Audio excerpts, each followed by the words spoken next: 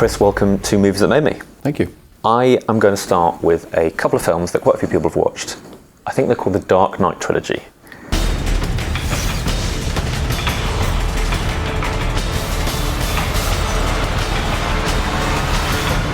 It's simple. Kill the Batman.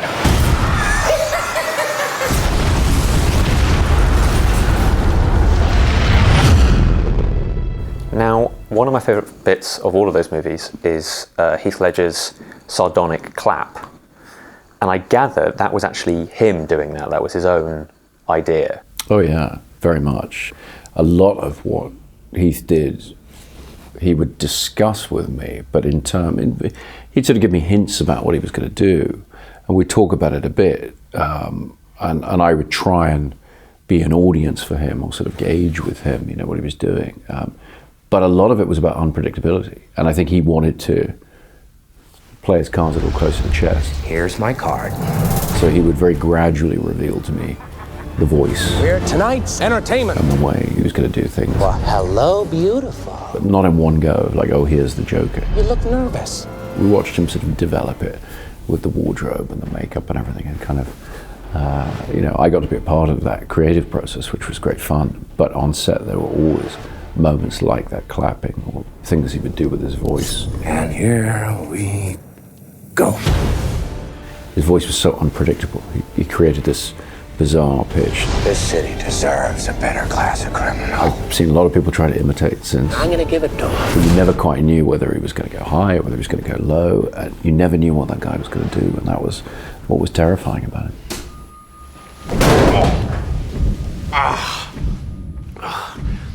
Never start with the head. The victim gets all fuzzy. He can't feel the neck. See? Now, what did it mean to you for him to win his posthumous Oscar? Was that something you took a great pride in?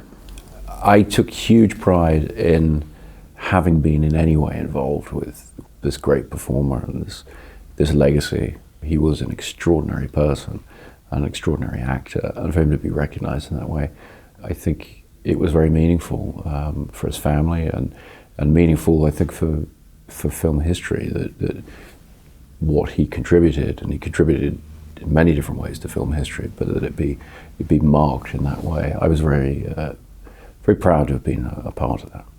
What was it like for you, from your perspective, when the whole "in Nolan we trust" thing happened? Because I thought of you personally going, what? I mean, everyone seems to be just, it was on t-shirts and mugs. I don't pay a lot of attention to that stuff, to be perfectly honest.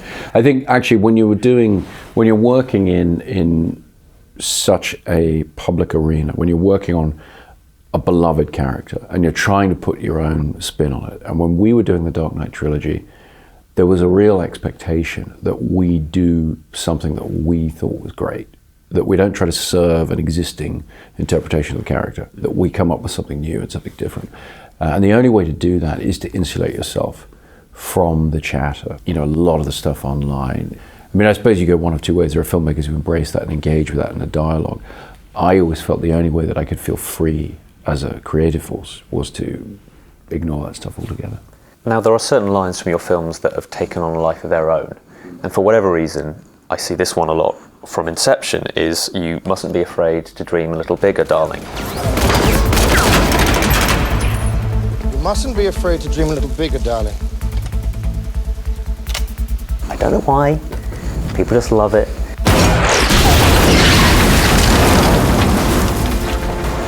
Do you enjoy when you do catch a glimpse of the public really responding to your movies? Does that fill you with joy? Oh yeah, it's tremendous. I mean, particularly if it's a line or a snatch of dialogue or something. Because I write as well, as a writer, to hear somebody quote your line or something, that's very, very exciting. To feel that you've had an effect on the culture, on pop culture at least, that's a great thrill, definitely. The call went out. We have to go to Dunkirk. Ready on the stern line. What are you doing? You know where we're going. Into war, George. I'll be useful, sir. One of ours.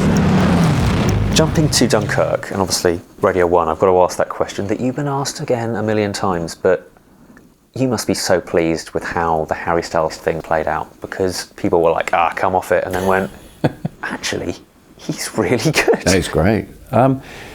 Yeah, but it's funny because you get asked whether I was surprised by that or whatever, and you go, well, no, that's my job. My job is to figure out, is to meet someone, audition them, look at them, and figure out what they can do. And so ultimately, I wasn't surprised by it at all. But I was very pleased by people's reaction to what Harry did, because I think that he risked being almost too subtle or too, he's very, very real in what he does in the film, which is what I wanted. It's very truthful. But it's not glamorous, and it's not, he's not an exotic villain. There's nothing obvious that he gets to do. You're playing human frailty. You're playing an ugly side of human nature that we all are very, very aware of in ourselves. And that's very, very unglamorous. And he's just a very talented guy. He did a terrific job. I always like to have faith that the work, if somebody does a great job, that people, when they sit down in the cinema and the lights go down, that they're invested in that world for a couple of hours, that they're going to give people the benefit of the doubt. Now, you've been joking about this a little bit before, but have you been eyeing up any more masks for Tom Hardy to wear? I've paid you a small fortune. And this gives you power over me? He's on me. I'm on him. Yeah, it's interesting how between that and, because Tom's totally happy to wear a mask. He's like, great, if he can act with one eye, that's an interesting challenge to him. But Cillian Murphy, there was one film, I think it was this film, I called him up and said, would you come and do a part? He said, well, do I have to wear a bag over my head? Because he pointed out to me, I'd done 3 films for him to wear a bag over his head. I'm probably not very frightening to a guy like you. With these crazies, they can't stand it. So when did the nut take over the nut house? They scream and they cry. Which is your day now. It's like, okay, fair point. Let's stop putting a bag on Cillian's head. In fact, I made him he had to wear a bag over his head underwater in Inception. It's like, that was a little harsh, but, he's a good sport. Particularly when he's got such piercing eyes, and you put a bag over him. Where are we going? Dunkirk. I'm not going back. There's no hiding from this, son. Now, this isn't a joke, but what have been your movie mementos over your career? And you can include something from Memento. Oh, you were talking about actual objects? Yes. What do you, after you make all of this? Yes. What actually makes it home? Well, I'm not sure I should answer this question, because I think probably the studio owns various of the things that I've got hidden away. I do have a couple of masks from The Dark Knight, from the heist sequence, and I have a couch from Memento, weirdly. I have the couch that was in Carrie-Anne Moss's living room, and that's sitting in my house. Lenny, before you go, could I have my shirt back, please? I don't know how or why. You do wind up with odd stuff. And every now and again I'll open a drawer in the house and I'll find a Polaroid from Memento, with a thing written on it or whatever, that I just happen to have chucked in a drawer. But I'm not a big souvenir collector, to be honest. I don't have a sort of, we do have some of the miniatures from Interstellar, which is cool, and some of the concept models we built, things like that. Chris, it's been an absolute pleasure. Thank you so much. Thank you. Thanks for watching. For more, check out my BBC iPlayer show if you're in the UK, Movies with Ali Plum. Otherwise, just don't forget to listen to me on Greg James's show on BBC Radio 1 every Thursday at about 6:15, where you can hear the very latest movie reviews from yours truly.